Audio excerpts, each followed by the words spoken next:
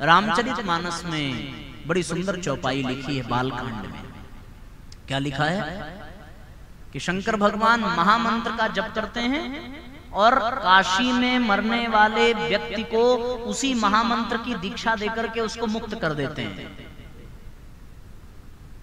लिखा है महामंत्र जोई जपत महेशु काशी मुकुत हेत उपदेशु। काशी में महामंत्र का जाप कर। अब महामंत्र क्या है प्रश्न है।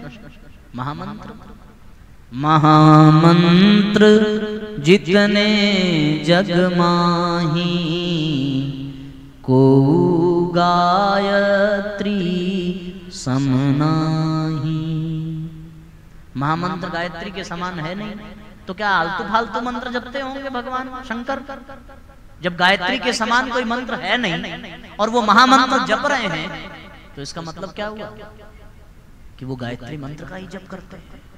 तो जब भगवान शंकर गायत्री मंत्र का जप कर रहे हैं और वो काशी में मरने वाले को उसी महामंत्र की दीक्षा दे रहे हैं, यानी उसको भी ये कह रहे हैं कि तुम भी इसको जपो तभी तुम्हारी मुक्ति है। और हम इधर उधर भटक रहे हैं। खुद भगवान शंकर कह रहे हैं मंत्र जपने के लिए, तो ये करना चाहिए कि नहीं? फिर कुछ लोगों की श्रद्धा भगवान श्री राम में होती है, अच्छी बात है, होनी भी चाहिए।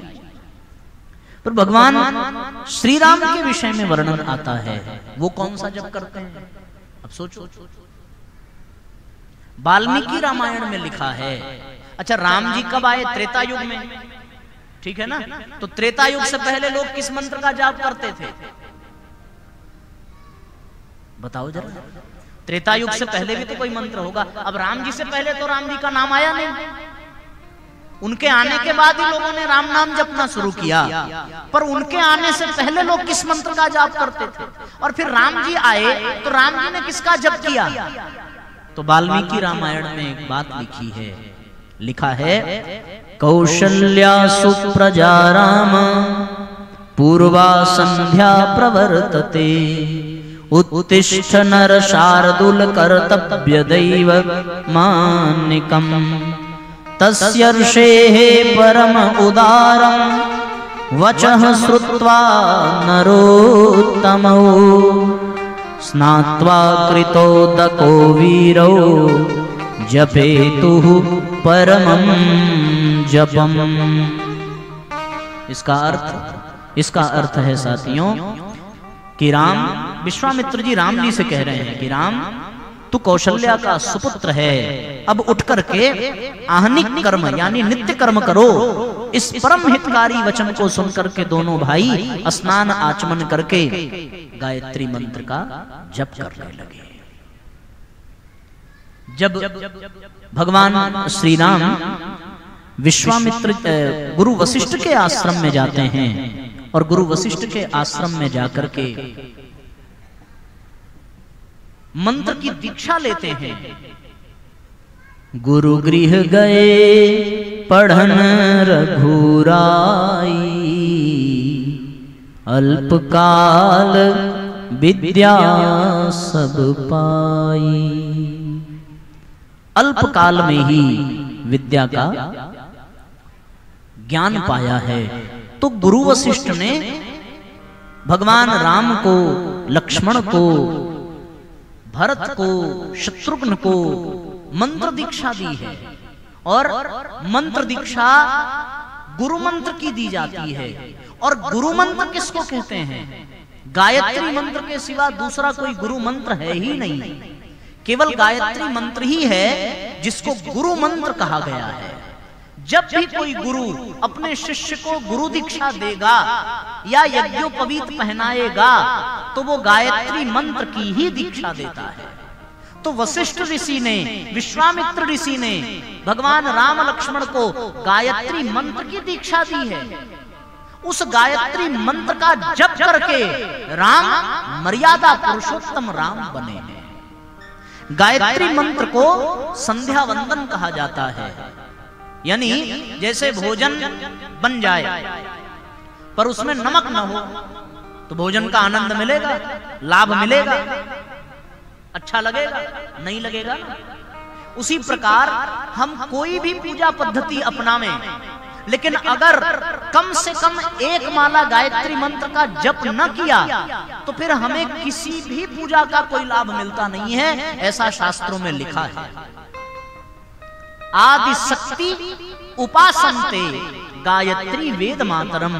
गायत्री वेदों की माता, देवों की माता, जगत की माता है। सर्वे शास्त्रा द्विजा प्रोक्ता, सभी शास्त्र कह रहे हैं द्विजा प्रोक्ता, सभी ब्राह्मणों का कथन है। न शैवा न च वैष्णवाः, चाहे शैव हो, चाहे वैष्णव हो, चाहे शिव को भजने वाला, चाहे विष्णु को भजने वाला, अगर वो गायत्री मंत्र का जप नहीं करता तो उस पर शिव, ब्रह्मा, विष्णु भी कभी प्रसन्न हो नहीं सकते। क्यों? क्योंकि ब्रह्मा भी 1000 वर्ष तक गायत्री जपते हैं, तब वो सृष्टि का सृजन कर पाते हैं। शिव जी 1000 वर्ष तक गायत्री जपते हैं, तब वो सृष्टि का प्रलय कर पाते हैं। और विष्णु भगवान गायत्री जपते हैं, तब जाकर के वो राम और कृष्ण बनकर धरती का पाप हरते हैं। इसलिए साथियों, इन देवताओं ने जब गायत्री मंत्र का जप किया तो हमारे लिए भी गायत्री मंत्र से बढ़कर के दूसरा कोई मंत्र हो नहीं सकता। महाभारत में वर्णन आता है किस बात का? कि भगवान कृष्ण ही गायत्री मंत्र जपते हैं। मैं इसलिए प्रमाण पूर्वक कह रहा हूं ताकि आपको अगर विश्वास न हो तो जाके खोज लेना। हम लोग कृष्ण जी को जप रहे हैं, है ना? पर कृष्ण भगवान किसको जप रहे हैं? कहां लिखा है? भागवत में लिखा है, महाभारत में लिखा है। क्या लिखा है?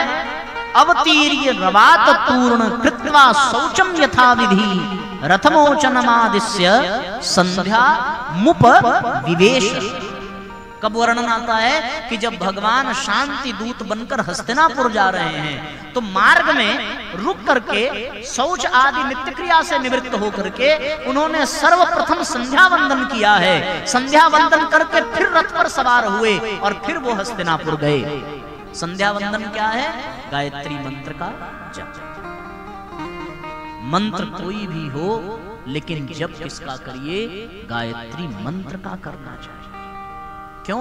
क्योंकि गायत्री मंत्र से बड़ा कोई मंत्र नहीं है। देवता भी गायत्री मंत्र जपते हैं, ये जान लीजिए। बिना गायत्री मंत्र के कहीं भी कोई कल्याण संभव नहीं है। ये बात चाहे आप आज जान लीजिए तो आप कहेंगे साहब आज तक जो हम राम राम जपते थे बेकार हो गया, आज तक जो हमने ओम नमः शिवाय कहा सब व्यर्थ चला गया। ना, व्यर्थ नहीं चला गया। ये सृष्टि की परंपरा है कि आप जिसको भजेंगे वो आपको मिलेगा, और यदि वो आपका कल्याण चाहता है तो वो आपको और आगे बढ़ाने का प्रयास करेगा। ठीक है ना? कक्षा 5 तक जिस विद्यालय में पढ़े, अब कक्षा 5 के बाद जब आप पहुंचे इंटर कॉलेज में तो क्या 5 की पढ़ाई बेकार हो गई? 5 में पास हुए तब तो इंटर में पहुंचे, इंटर में पास हुए तब तो डिग्री में पहुंचे। अरे राम राम जपते रहे, कृष्ण कृष्ण जपते रहे, शिव शिव जपते रहे, उसी का प्रभाव है, उसी का परिणाम है कि आज आपको गायत्री मंत्र जपने का ज्ञान मिल रहा है। अगर वो न जपते तो ये भी न मिलता, ये जान लो। ये उसका प्रमाण है, ये राम नाम की महिमा है। राम जी को भजा तो राम जी खुश हुए। अब राम जी कह रहे हैं कि जिसको हम भजते हैं उसको तुम भजना शुरू कर दो, क्योंकि गायत्री हमारी भी माता है। गायत्री ब्रह्मा विष्णु महेश की भी माता है। तुम देवों की माता हो, शक्ति प्रगति सुखदाता हो, राम कृष्ण सबको मिला, तेरा ही आधार है। हे गायत्री माता तेरी महिमा परंपार है। रामचरितमानस में तो कई कई जगह आया है कि भगवान गायत्री मंत्र का जप करते हैं। जब आप लंका कांड पढ़िए, रावण को बार बार मारते हैं प्रभु, पर वो मरता नहीं नाभि में अमृत के कारण। तो अगस्त ऋषि आए और अगस्त ऋषि ने आकर के गायत्री मंत्र की दीक्षा राम जी को दी और कहा कि ऐसे काम नहीं बनेगा, तुमको अनुष्ठान करना पड़ेगा। और फिर भगवान राम ने गायत्री मंत्र का 9 दिनों तक अनुष्ठान किया, तब जाकर के गायत्री माता की शक्ति मिली और फिर रावण का वध हुआ। आदित्य हृदय स्तोत्र का पाठ कराया है और वो गायत्री मंत्र से ही निकल करके आया है। गायत्री मंत्र सूर्य का मंत्र है, सविता का मंत्र है, और आदित्य स्तोत्र यानी सविता का स्तोत्र क्या है? गायत्री मंत्र है। इसकी साधना के बल पर राम रावण पर विजय प्राप्त करते हैं।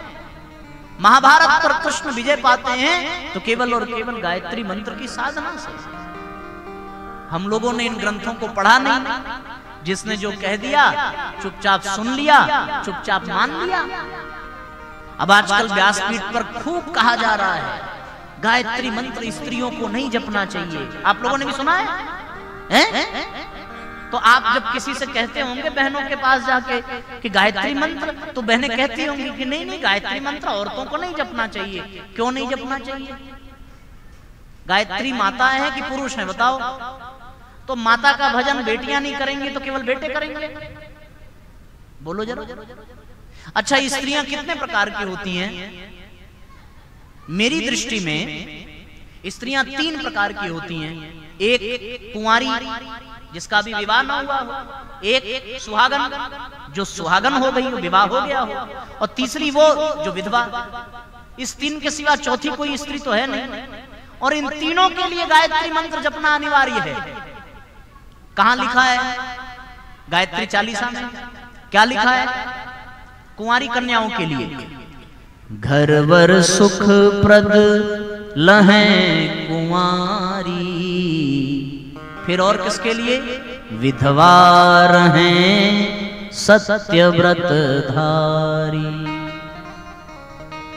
लो, कुंवारी भी जपे तो इससे उनको अच्छा घरवर मिलेगा, और विधवा जपे तो उसका जीवन सत्य से परिपूर्ण होगा। और सुहागन के लिए क्या कहा बताओ?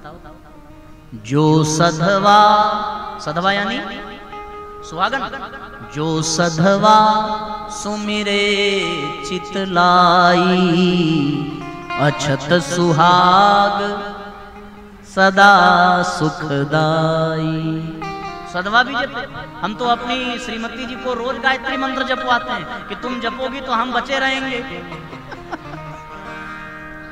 लिखा तो यही है ना, जो सधवा सुमिरे चितलाई अछत सुहाग, यानी उसका सुहाग बना रहेगा।